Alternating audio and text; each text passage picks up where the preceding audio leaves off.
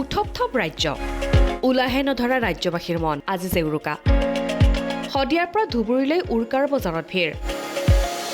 মাছ অবিহনে যেন উৰুকাৰ ভোজ ভাত সম্পূৰ্ণ নহয় পুৱতি নিশাৰ পৰাই গ্ৰাহকৰ ভিৰ মাছৰ বজাৰত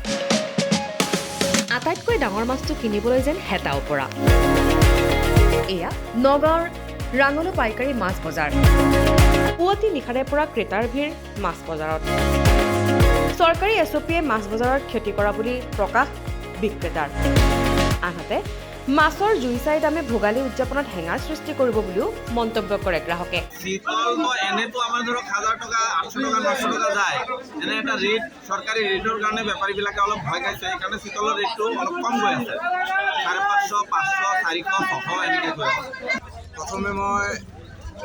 অসমবাসীক ভোগালী বিহুৰ শুভেচ্ছা যাচিছোঁ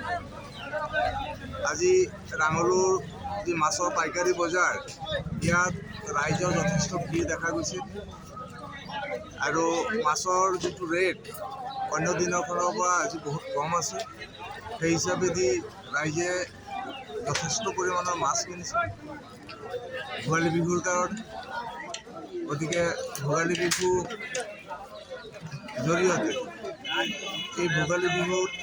ৰাইজৰ যি আশা আকাংক্ষা পূৰ হওক কামনা কৰি অসমবাসীলৈ শান্তি সম্প্ৰীতি অটুট থাকক বিহু পালন কৰি মাছ কিনিবলৈ আহিলোঁ এখন মাছৰ বজাৰ গতিকে মাছৰ বজাৰত আহি মাছ ল'লোঁ ভোগালী বিহু মাছৰ পৰম্পৰা আছে গতিকে চিকল এটা ল'লোঁ বৰালি এটা ল'লোঁ আৰু পৰিৱেশটো ভাল লাগে মাছ কিনা মানুহৰ বহুত ভিৰ হৈছে